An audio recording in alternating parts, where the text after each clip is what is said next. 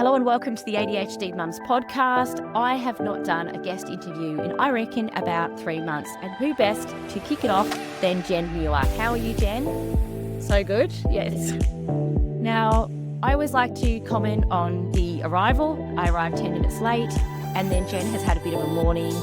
So funny because I did this little Insta story post feeling so smug last night. It's like, here are my top threes for like organisation and going back to school. And I was talking about visuals for kids, name labels, especially when kids are potentially neurodivergent and you're going to lose 15 hats this year. And then my third thing was get a really clear policy around your screens and your tech, right? And I gave some tools and I was feeling so smug. And then this morning, I wake up at 10 to 6, the fridge is beeping, having an absolute business. There is dog shit over every rug. Like the dogs had diarrhea, but pooed on every hall runner, every rug. Like not even just one spot, just every single rug. And I just went, okay, that's it. I'm just going to go to the gym. I'm going to get a coffee and then I'm going to tackle it. And we had to fully divide and conquer to get 3 out the door, 1 first day at a new school in year 5. The older 2, the teenager, just like looking at me like, oh my God, you're wasting out oxygen on planet Earth, Mum, asking me to get a photo. But we did it. Despite the best laid plans, and the plans help, and the organisation and laying everything out the night before totally helped. But my gosh, the spanners that just get thrown in the works when you least expect it, when you least need it. Yeah, and you've got to be consistent too. That's the thing that gets me. Like you can intellectually know the visual aids and the screen time, but then if you get, I would never use the word lazy, but if you take your finger off the pulse for 1 second, it's like it all goes to shit. Then I think you're going to, and then you redirect. You go, oh, our screens have slipped. Kids are struggling with devices and not following the rules. We need to have a big, quick family meeting. Reignite I always have a visual screen policy on the fridge, one for holidays, one for term time, write out the rules, keep it really, really simple. And I have a family meeting and we discuss the rules and everyone has a chance to like say what works and doesn't work for them and we can tweak it before it goes, before it comes the rule. So yeah, and we also use tools. I'm using a few things to like lock away devices. We've bought this thing called a brick that turns your phone into a brick. So good. Have you got one of them? How are they? So good. It's helping me. I thought it was a bit of a gimmick. I actually looked at it and didn't buy one. I thought, oh, this is just another thing. It's good. So it's a tiny little unit. And so what we do, my husband's really good. He'll just go, Jen, brick your phone and you tap it against the brick and you feel your phone. And then every time you hit like Instagram, a message just comes up saying this is a distraction. Now I've used the blocks you can do on your iPhone before, but you're able to go extend for 15 minutes. Just a quick scroll, right? Whereas this, I would have to literally get out of bed and go back to the fridge, the walk of shame, to unbrick my phone. And so it has stopped me from scrolling in the night. And I'm going to brick my phone for like that crazy 5 to 7, like dinner, kids' homework, like that period, model it, as well as get theirs bricked for homework time. So, yeah, it's good. I think having ADHD medication in the body now for 2 years, I started to be able to come through with some of those things that you were talking about earlier, Jen, with, actually having those schedules, being consistent has not been something I've been able to do before. So I like to bring on guests to talk about topics that I feel not qualified and not knowing enough about. A big one that we talk about in our house, my husband and I, is the role of timeouts. I just love Jen's content online. And in the Facebook group, we often talk about parenting and what to do. And I like to stay away from that space because it's still something that I'm really learning about. Really quickly, Jen, a lot of people ask in the Facebook group, does Jen have any neurodivergent experience? She probably is not aware of what we're really going through. So, look, as you know, there's definitely neurodivergence in my family, but I keep kind of the who and the what private because it's my kids' story. I work with, obviously my specialty or what I've really worked into, probably partly because of my own personal background, but also because of what I'm passionate about doing, is big feelings, tricky behaviour, the kind of really hard parts of parenting is where I've found myself being passionate about. I'm just drawn to that stuff that some other educators don't want to talk about.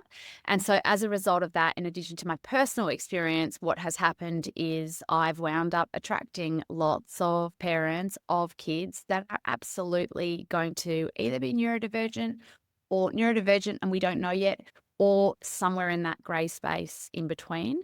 But let's just say I deal with thousands and thousands of parents and really work with them alongside other professionals. And it's very rare that I get the parent of that really easygoing kid that's just smashing it at everything. It's sort of funny when parents get on a Zoom and they're like, my kid, though, they're that kid, where everything is just so much harder in so many ways. And I'm always like, it may surprise you to hear that 99% of the people that come to see me have that kid. So that's probably the best explanation of my experience. But never fear, I have spent about 1,000 million hours on the floor of an OT's office. I have spent 1,000 million hours with speech therapists, with language stuff and everything else. So yeah, I've pretty much seen, if not all of it, a lot of it with the parenting of my 4 boys. It's interesting because when I first started listening to you, and I always like to acknowledge Amy Gerard from Beyond the Chaos, because she was probably the only person in the industry that gave me a little bit of a start in the first 6 months. And one of the reasons I followed you, Jen, was because before you started co-hosting with Amy, I listened to a lot of your parenting episodes with Amy.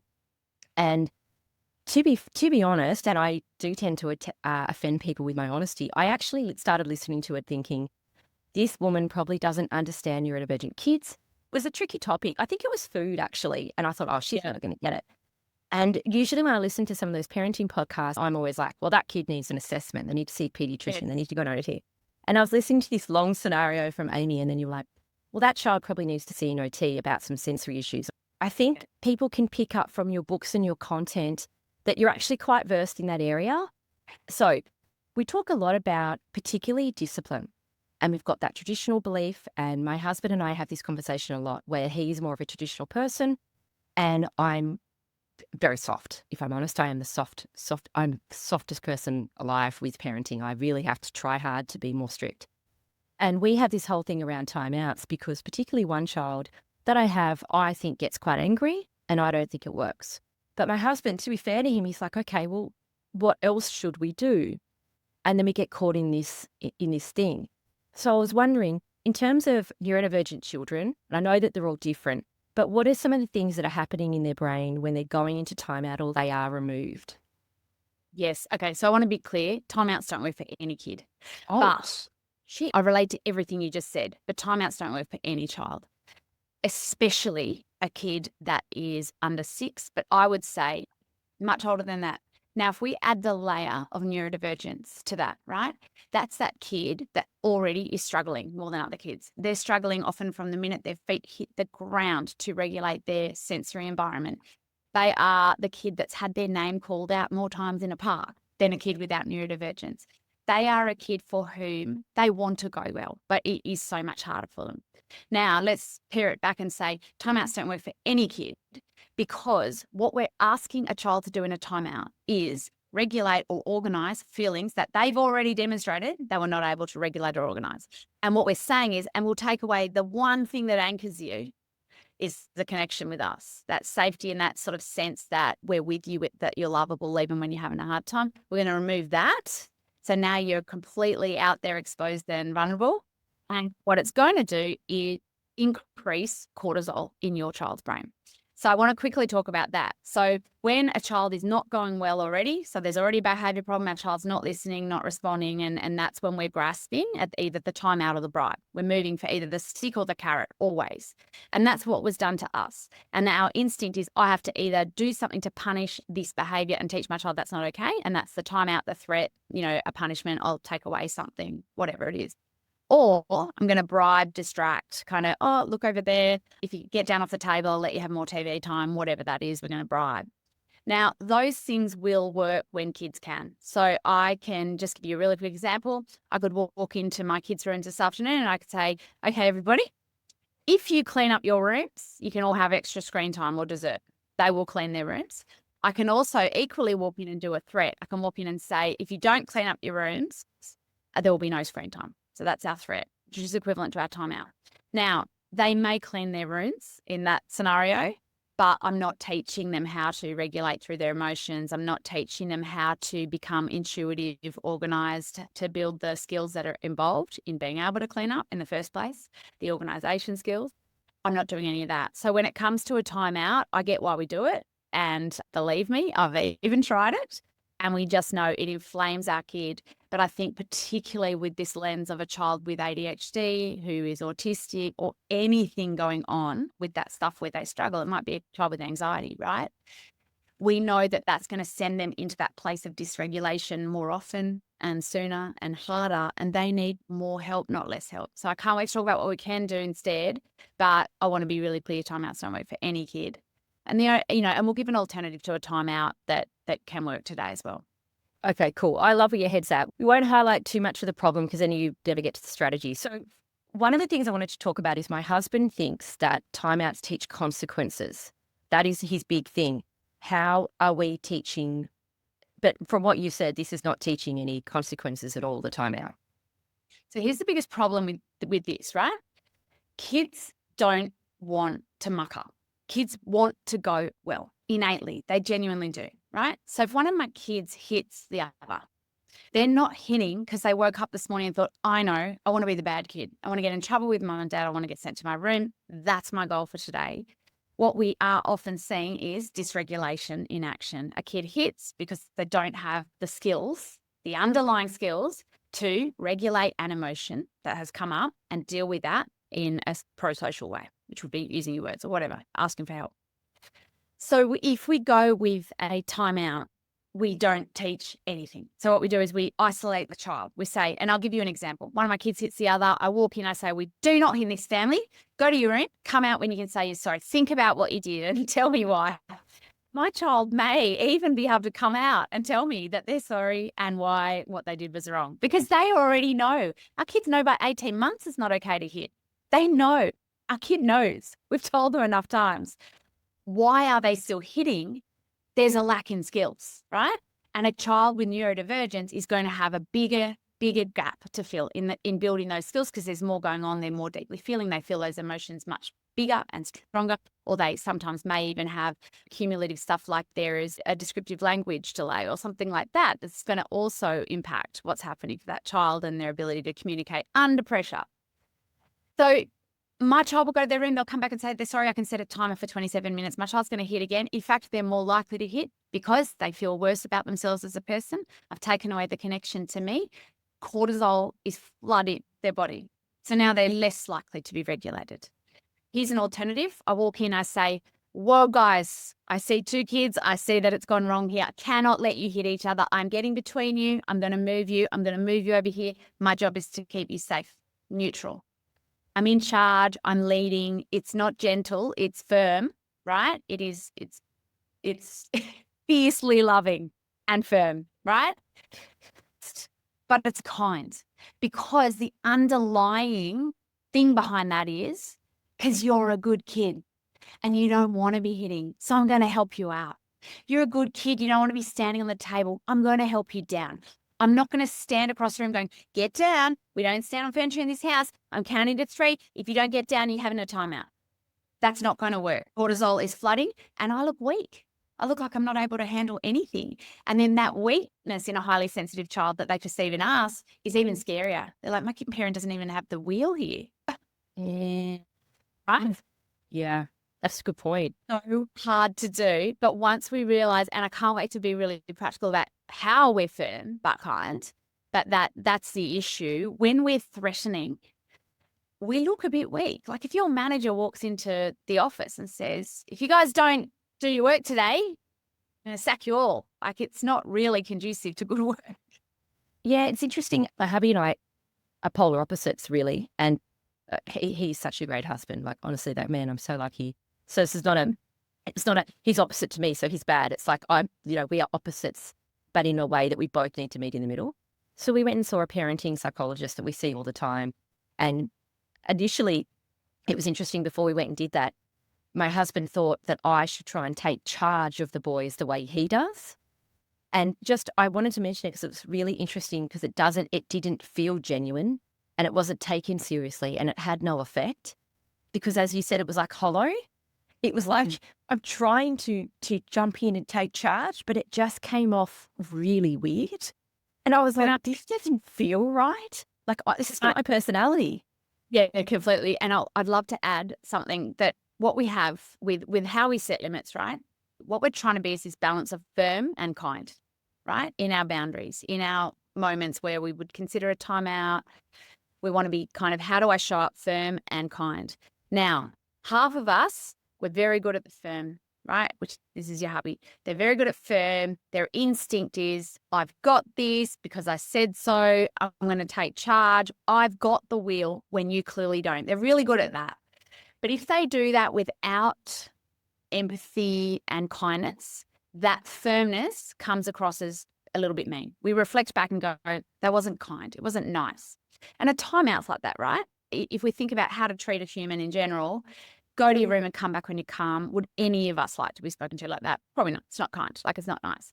And then we've got the other half of us, compassionate, empathetic, creative under pressure, willing to like flex and move.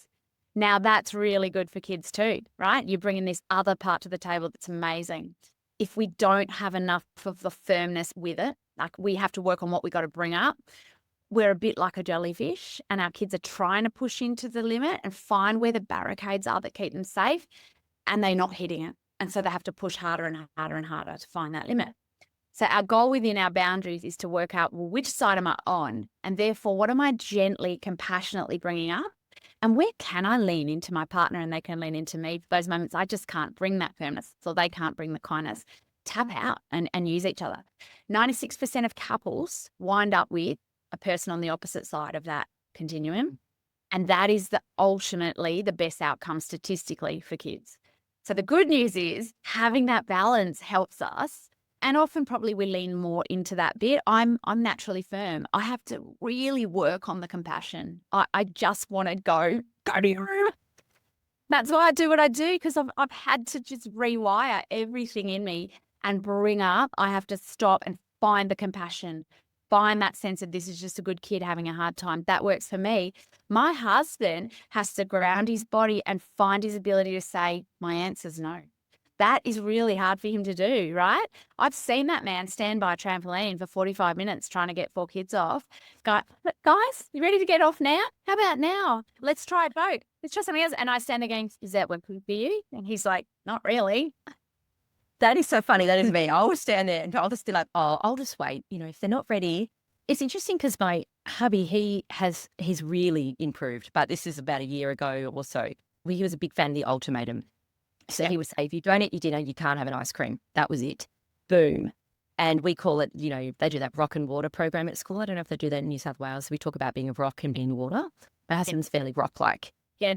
And anyway, I said to him later on, he couldn't understand what I thought was the problem with it. And I said to him, you can see one of my kids who is carbon copy of my husband and they just rock each other all day. Yeah. And I said, you can see him just going, I am never going to eat that dinner now because you've just said that. And I said to my hubby, I said, so if I say to you tonight, if you don't pick up your towel after the shower, I'm not having sex with you.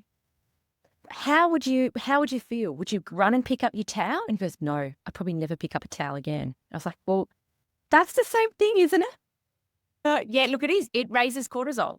So ultimately, especially around food, impulse control, sleep, you have to have a feeling of safety in order to go well in those things. You cannot eat if you don't feel safe.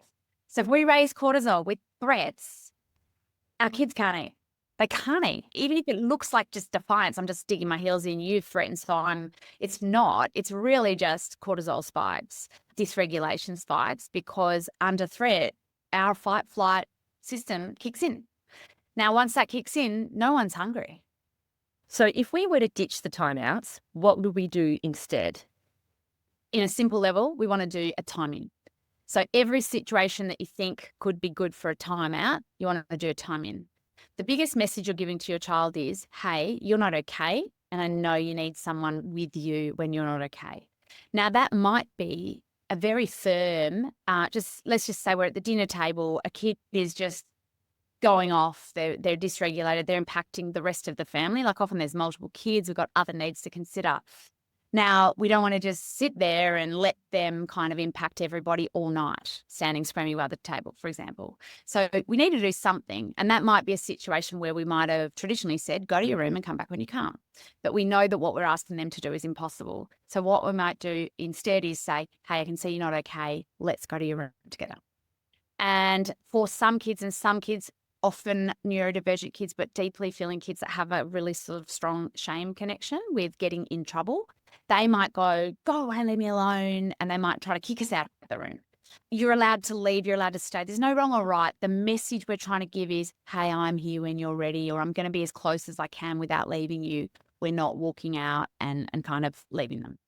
So really the time in is our alternative. Every time you think time out, just think, you need a time in. Let's go. Let's do it here. I've done time ins on a street in Noosa. I've done time ins in bedrooms. Bedrooms are great because when sensory needs are spiraling, we want to bring that sense of like space in on our kids. So we get a kid in a shopping centre to the car, the back seat if we can. We get a kid at home into their room because often it's safer. It's soft, like often there's carpet on the floor. It is safer. And we're kind of sitting there, and this is what I'd say. Go to your child that's not okay. Go to them, not away from them. If we could just have that in our head as we watch our child dysregulate up often in lots of 10, kids dysregulate up. By 10 out of 10 meltdown stages, usually when we're doing a timeout. So our kid has hit, they've been really defiant, they're losing it themselves. And that's when we go, that's it, this is not okay, timeout. Because we're snapping, because we are going into fight, flight, or freeze, because that behaviour they're showing was not safe in our family of origin. We were sent away. We didn't learn how to regulate that emotion better. We learned not to show it. We learned that if we showed it, it got us punished and separated from our parents. So we learned to bottle it down. And so as a result, we may scroll on social media, we may drink, we may avoid our feelings at all costs. We do the best that we can. We see therapists. For our kids, we're trying to do that a little bit better. So what we're saying is this feeling makes sense. You may not hit or disrupt the family any further. We are going to have a time in, and I'm going to be here with you. You may be sitting behind their bedroom door, palms open, going, yep. And you may say very little. Essentially, you're watching a train crash sometimes. You're watching a train crash. You cannot stop it. But you're there going, hey, this is tough, and so I'm going to be with you. Does that make sense? Yeah. Oh, yeah, it does. Yeah, it does. And I suppose as well that would then, because you've got teenagers, don't you, Jen? Yeah. You've got 4 across all ages. You've got teenagers and I young have ones. 2 teenagers. I have a 13-year-old and a 15-year-old. And so by the time they're that age, look, I still would never go to your room. But you might say, hey, looks like you need a breather. For a teenager, they're going to go to their room and they're going to say, don't come in here. And I think what we need to still let them know is, I'm here when you're ready. I'm not leaving you. I'm going to come back. Something like that. But we probably do respect at a certain age that they may need some space to sort of start processing some stuff on their own. But particularly if kids are, the evidence says under 6, a child cannot regulate emotions on their own. But if you were doing that early, like you're suggesting, I would imagine for a teenager, they would be used to then having that connection time with you when they were feeling dysregulated rather than, like, I would just imagine if you were timeouting a kid for like 10 years, right? And then What do they do when they've got a teenage problem? years, yeah, like what do they do? They're not used to coming to you. That's what I was just thinking with your teenagers. You'd have to be seeing the long-term benefits, I would imagine. Completely. So the single biggest thing that I want as a parent is to know that when my kid makes that mistake at 3 a.m. in a park somewhere at 16 or whatever, and they need help, that they're going to think, I know who to call. Yeah. And further to that, I want the kid that at 30 says, I'm having trouble in my marriage or I'm worried about something. I want to call my mum. I want that. If we time out our kids repeatedly as the ultimate answer to dysregulation or when they're struggling, what they're learning is we don't do that in this relationship. Yeah. And so that's what drives me, as hard as it is to try and stay being the adult and try staying being the carton one that leads in those situations. And I don't always succeed. And that's what drives me to repair always when I muck it up. So that's the most important thing. You're going to get it wrong a lot, especially with teens, and it's coming back and saying, whoa, I want to get our relationship back on track. I'm sorry. And I'm sorry often about if I did lose it or I did do a timeout or I yelled, coming back and saying, particularly, I'm sorry, I bet that made you feel, and you might insert scared or sad. And your kid, I did this the other night with my 8-year-old, and I said, I bet that made you feel sad. And he sort of showed me that, and I said, scared. And he said, yeah. And I said, yeah, I'm really sorry I made you feel scared.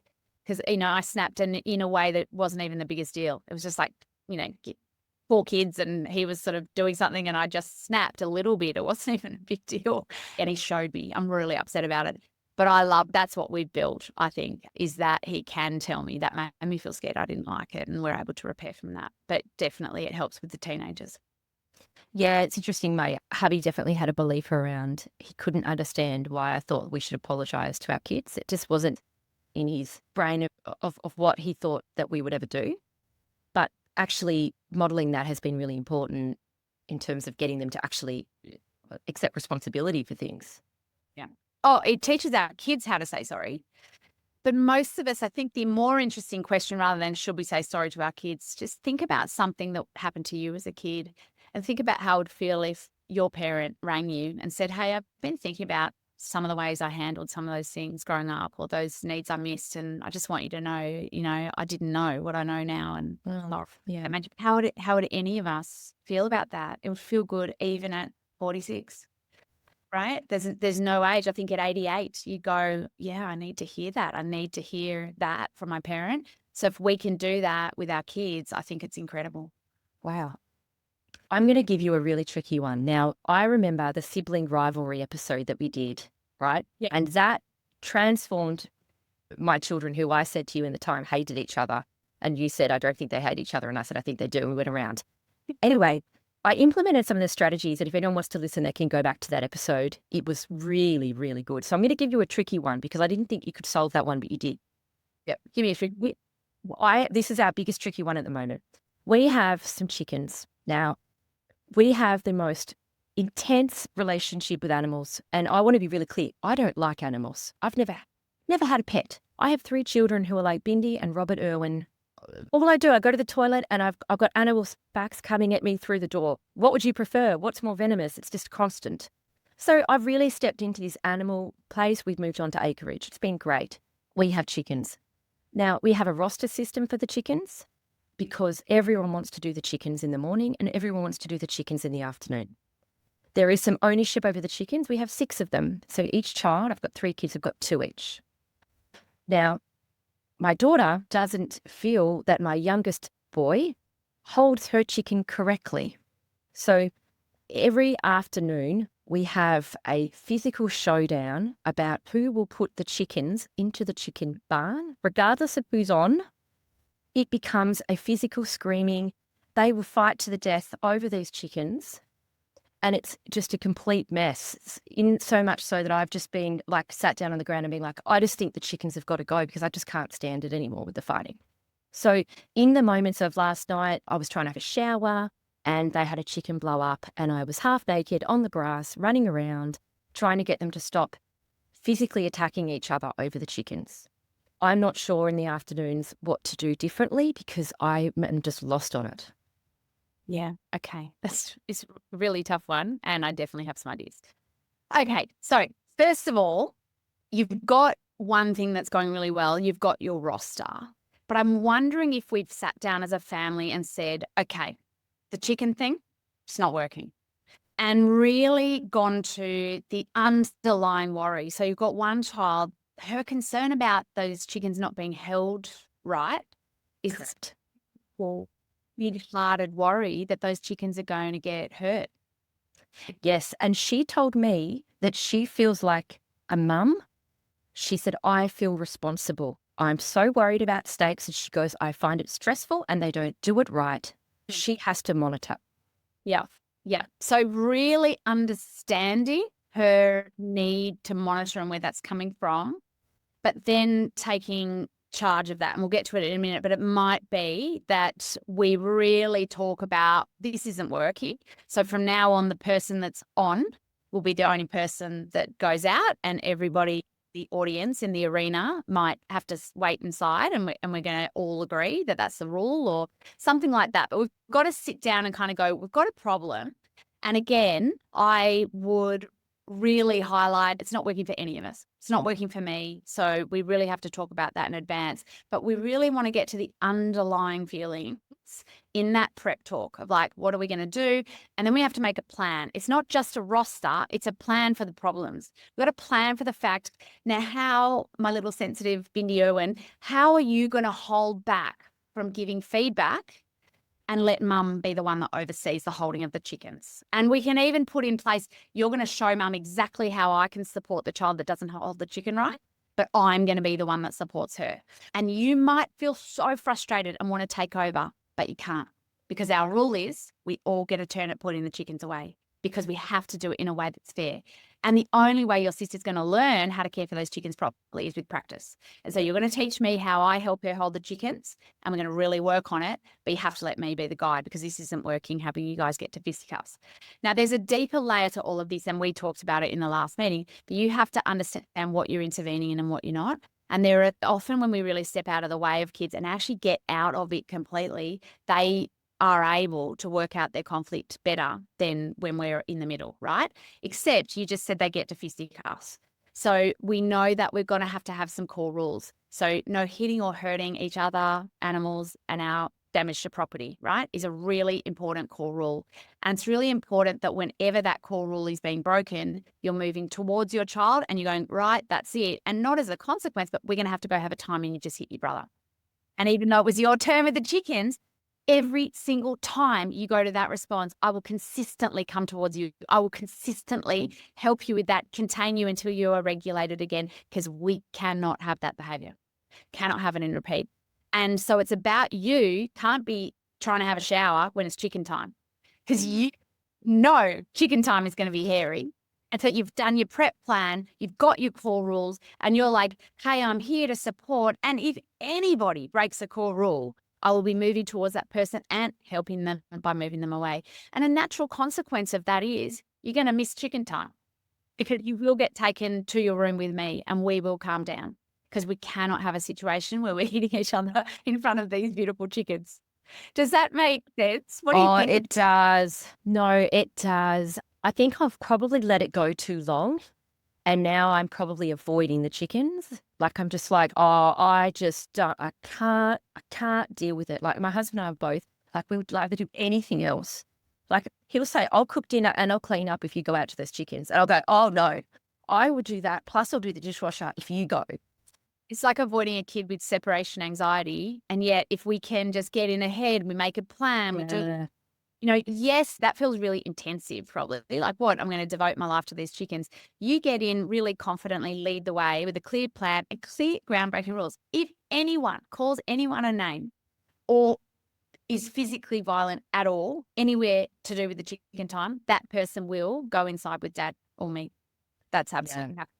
And if you're consistent with that and let them know in advance. And so think about, what is a boundary? It is not me asking my child to do something. It is only a boundary if I am telling you what I will be doing. I've had the family meeting, established rules. I've printed them out, put them on the fridge. Yep. But have I actually implemented rules in the moment and gone out there with them? I think probably what you said was a major part I've missed, I can see now, is sitting down with my daughter and being like, tell me all of the steps of this chicken care that needs to happen. And then getting me to actually, and I find this quite painful because it's so finicky, but she's so intense with them. And then actually making sure that all of that's happened and then getting her to trust me. Her helping you to educate the other children on the importance of it. And so before that child that struggles to hold the chickens correctly goes to hold the chickens, I know you're so excited it's your turn today, but remember, how are we going to hold the chicken? Let's have a quick talk about it.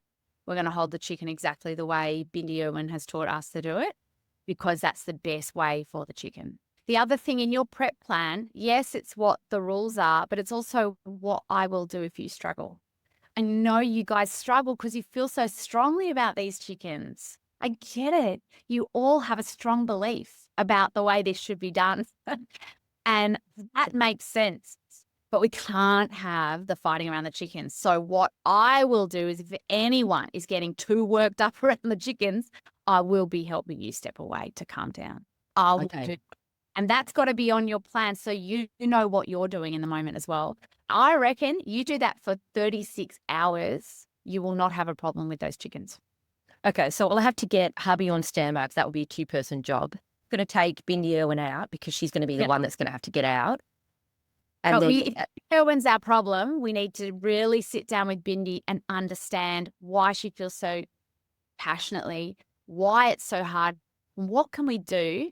What would help her to feel confident? We've got this in supporting the other kids with the picking up of the chickens.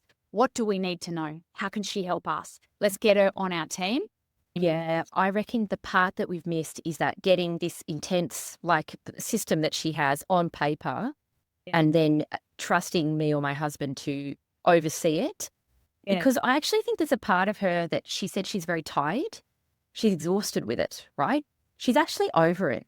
But she's got this stress that it's not going to be done right and a snake is going to get in there. And that drives her out of fear to go out there still. But I actually think if she thought that I had it or my husband had it, she would actually probably sit and watch TV and have a few days off. Yeah. And interestingly, you said at the start, I don't like animals. Like I've succumbed to the with my kids. Well, she knows that. So if you said to her, you know what, I've thought about this. I haven't really backed you up with this thing that you're really worried about. And you're worried about it for a really good reason. Her worry is really beautiful, right?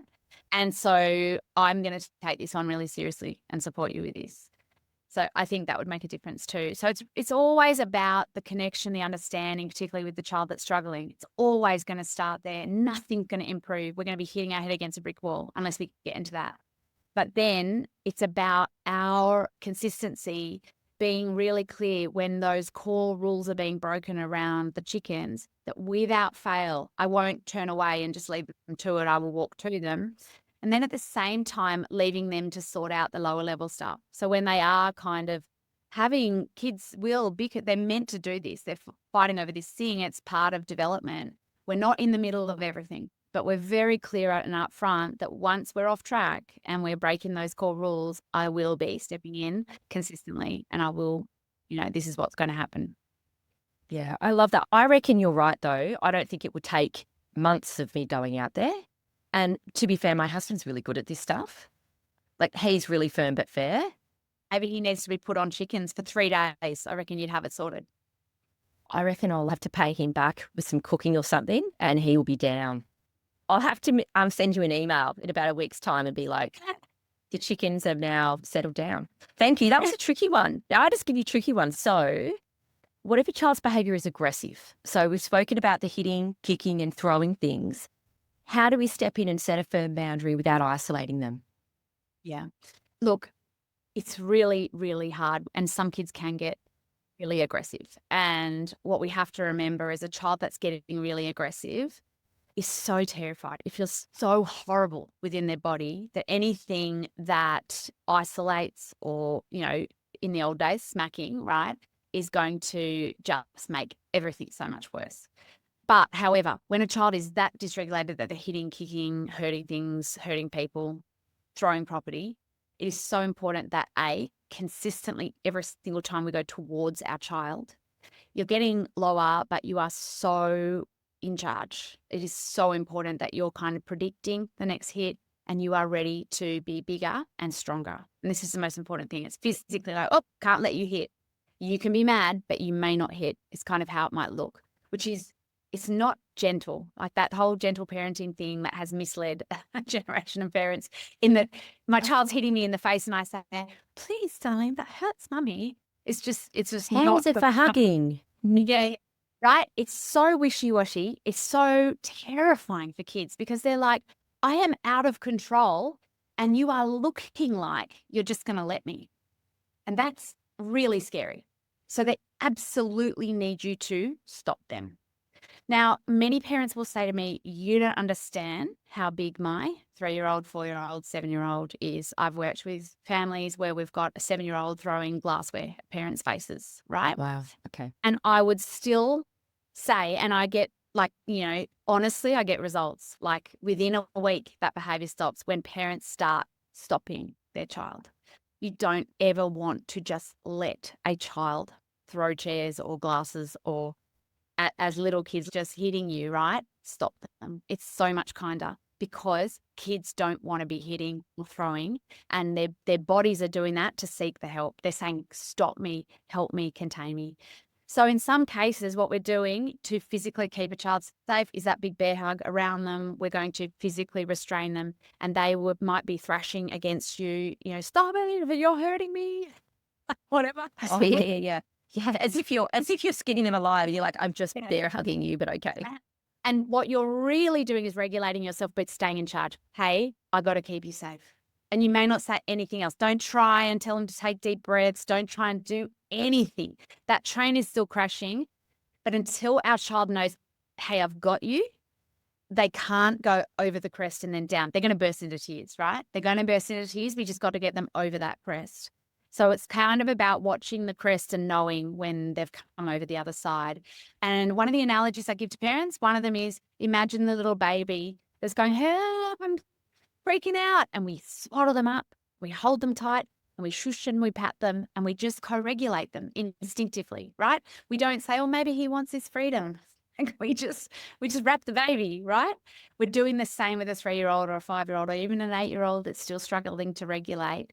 And ideally, we catch those cues and we do it earlier, but it's always going to happen that kids will flip out. They're meant to flip out, but once they're hitting or hurting or serious name calling, I'm stepping in. Hey, that can't happen in our family. I'm here to help. But it's always, I'm here. I can see you're not okay. So all I'm ever asking is my kid okay or not okay? If my kid is not okay and they're really not okay because they're breaking core rules, they need me. And so I'm going to them. And that is going to look so different every time, right? But we definitely don't want to be moving away from them, within reason. If a child is kicking me and I have no way of containing that leg, I'm like, oh, I'm going to stand up to keep me safe. I'm right here. I can see you're not okay. I'm still helping you. I'm still leading you out of this, or leading you kind of with you in this. My youngest boy, he's the most beautiful boy. I call him like the Joker. He finds everything hilarious. And he is very sensory seeking. He doesn't have enough sensory input. And all day, every day, he wants to hit. So when it's with me, he's quite playful. It's like a tap. Like he's tapping my leg. It's annoying, but it's not, I wouldn't call it hitting. I would call it tapping, right? He'll tap my leg. He'll tap my arm. He's always rubbing me. He's very sensory seeking. He loves a hug. He's always on you. But with my husband, he will just fully unleash the hitting. I thought for a while it was that he wanted attention, and it's probably, well, it's not probably, it is definitely more hitting, punching. He does love a punch to the balls. He's very well known for that. We had a psychologist came over and the guy said, oh, hello, how are you? And he just punched him in the balls. He is a hitter, but he won't hit other children. He just likes to hit my husband. We've tried distracting and it doesn't seem to work. I was wondering if you had any ideas there, because it is tricky, because my husband gets angry, rightly so, because he's just over it. And then he's dysregulated, and then he's probably, to be fair, kind of unhelpful because he's had a half an hour of hitting and he's over it. The thing that I'm hearing, both of those stories, it's not working for either of you. And as parents, right, that's the most important thing. One of the things you said, and it's a key word for me, you said it's annoying. I want to really quickly finish by talking about something called the emotional climb, okay? Because it's so important. It's going to make a lot of sense to you. So what, your kid is doing with the punch to the balls or the hitting of your husband or even the tapping of you is not working for you. The first thing we have to kind of think about in terms of what's a boundary, what's not, when something in our head as a parent is not working for us, that's the first sign that a boundary needs to be set and our kid is on an emotional climb. An emotional climb is a really interesting thing. We can know that kids show up to 10 lower level emotions that let us know, hey, I'm dysregulating here and I need your help. So they will start with tapping, joking around. They will start with something that annoys you, but it's not necessarily wrong. They might be silly and not listening, but not necessarily doing the wrong thing particularly. Yeah, this is him. I can see this. Yes, this is him every day. Yes. That's a 1, a 2, a 3, you're annoyed. And you start to get a bit tense in your body as well as that annoyance, and you get that walking on eggshells feeling. Yeah, I know where I'm heading, right? Your body knows before your brain cognitively knows, my kid is not okay. My kid is actually saying, help me, stop me, co-regulate with me, or set a boundary so that I can push against it, have a cry, and release that pressure that is building. Now, if we ignore it, our kids at a 5, now they're standing on a table, they're looking at us in the eye, and we're saying, get down, and they're going, what you going to do about it? They're now Brilliant. This is every afternoon. Yes. Yes. they're now You're nailing punching a this. stranger Yes. in the balls. They're picking on a sibling. They're throwing food, whatever, right? We're up here. Yes. They're Yep. Yep. pulling hair.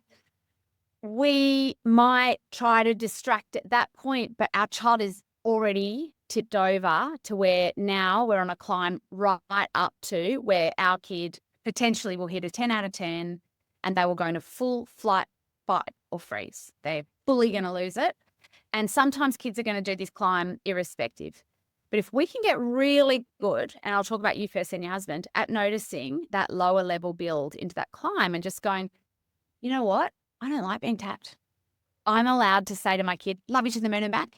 You can go tap something else. You can go punch the punching bag outside, but you may not tap me. I don't like it. And there is something so kind in that, because what you're actually doing is saying, hey, I see you. I'm not ignoring it. I know you're not okay. And I'm here to step in. Let's do this. In fact, I'd say, let's do this fully. Let's think about where it hits a 5 or a 6 out of 10. Our kid asks for ice cream for dinner and you say no, and they're at the freezer going, I'm just going to open the door and get it. So I know where they are, right? Yes. Kid again is saying, stop me. I truly believe it. We step in, we get between our child and the freezer and go, I'm not letting you have an ice cream. I can see you having a hard time. And with your husband, because that's at a 5 or a 6 if he's genuinely hitting him, predict that hit. Notice that dysregulation, notice that climb, and I know at this time of day, he's likely to walk. If he comes near me, I'm going to predict that hit. Get down low and go, hey, I can see you might need a big squeeze. I'm not going to let you hit me, just so you know. If you need to hit me, let me know and I'll stop you. But we're trying to get aware of that and see our kid. Once they really tap over that, if we've let them push past us to the freezer and now we're going, that's it, I'm throwing all the ice creams in the freezer and we're never going to have ice creams ever again in our lives, and you can go to your room, and now we've lost it. But what we want to do is try to stay with our child. If they cap over and they're at the 10 out of 10, then we're going, hey, you're not okay, we're going to go have a time in. We're literally just trying to get our child back to a place of safety. But the reason why the tapping is interesting, and that's why he's doing it to you, because you're probably the more primary caregiver in some of those times, he's saying, I've had this really hard day at school. My body is feeling really, really antsy. I'm like, all this stuff is going on at a sensory level, and I'm letting you know I'm not okay. And that's your cue some of the time to go, hey, I can see you're not okay, because you're tapping me and you know I like it. So we're going to go outside and do some wheelbarrow races. Oh, yeah. We've got these Muay Thai gloves. I probably just missed the part where I get in there. We missed the climb because we weren't taught how to spot that. We don't spot the climb in ourselves because we were sent to our rooms and our parents missed it. And so, we don't spot it in our kids because at a underneath level, your body is going, can tell my kid is not okay. And something about that is not okay for us. Because underneath that tapping, it's an emotion and it's dysregulation that's building. So when our kids are annoying us, they're on a pathway to dysregulation. First sign. But you're right, though, because when he starts doing that, he doesn't actually resettle. It is a pathway up. And you're right, I do see it coming, but I think there's a lack of knowing what to do. But I actually have those things there. I just don't put it together at the right time. Spotting the climb and going, whoa, he's at a 2. I reckon he's at a 2 or a 3. There's so much I can do at a 2 or a 3. His brain's still online. 5, 6, 7, 8. There's nothing you can say. We can't teach. We can emotion coach later. But once we've lost our kid, we just have to get the system back to safety. But at a 2 or a 3, in any kid, we have an opportunity there. We can name the underlying feeling. I can see your body is just feeling done. It has been a huge day at preschool or school, right, buddy? So empathy goes a long way.